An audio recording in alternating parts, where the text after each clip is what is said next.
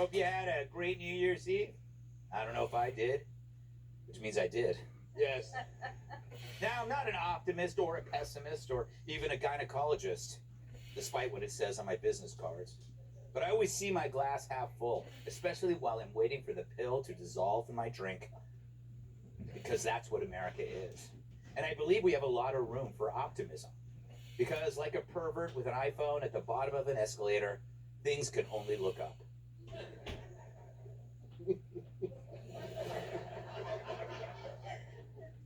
Because after all, right now, everything is down in the dumps. We're talking lower than Don Lemon's ratings or Nancy Pelosi's neckline.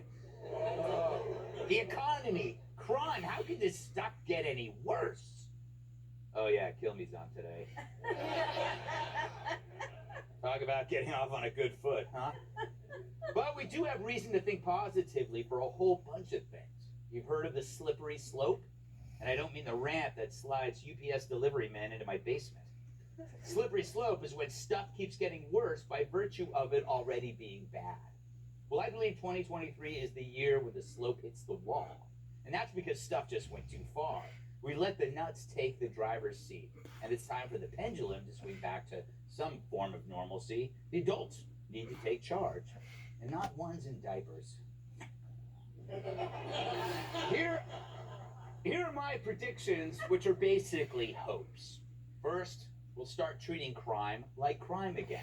For so long, we let far-left radicals define crime as a response to injustice, like the unfairness of having to pay for deodorant instead of stealing it from CVS. Or the inequity of some people not wanting to be stabbed. How dare they? Yet over time, social injustice and poverty decrease, but crime still doesn't.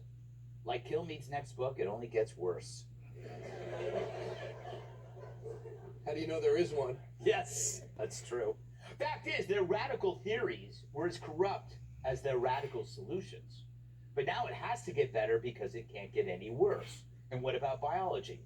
Once again, we've let the slippery slope turn into a 90-degree cliff where genitals' reality is so bent you'd think it has Peyronie's disease. With men happily calling themselves women and other men who used to be women claiming to give birth, while other women claim to have penises and not the ones belonging to their husbands that they keep in their purses. For a while there, we sat back and we were really polite, figuring we didn't want to hurt the feelings of crazy people in public. But now that the insane has taken over not just the asylums, but school boards and hospitals and pediatric associations, I think parents have had enough. And they're speaking up and speaking out. And the nuts who identify as something else are being seen for what they truly are. Nuts. It's not about drag queen story hour. It's about genital mutilation redefined as gender affirmation. Hopefully parents in general will start taking their kids' education more seriously enough to beat the left-wing unions into retreat and send their green-haired teachers babbling on TikTok back to where they belong, a therapist's office. Other non-science seems to be hitting a wall too. COVID hysteria is being driven out by good old-fashioned American attitude. We canceled our lives, closed our businesses, and hunkered down in our homes while the big shots went on vacation or ate maskless in fancy restaurants. But we're done here, and it's time to move on. It's time to get masks out of schools and send them back to where they belong, at orgies for rich people.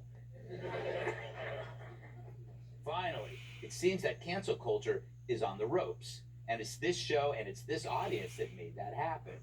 Sure, the weasels will still come after us, howling from their social media perches, desperately trying to reinvigorate the mob, all the while paying Elon $8 a month.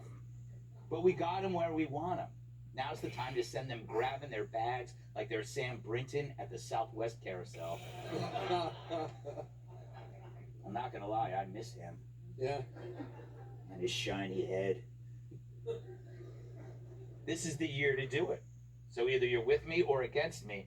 And frankly, I don't know which one I'd like more.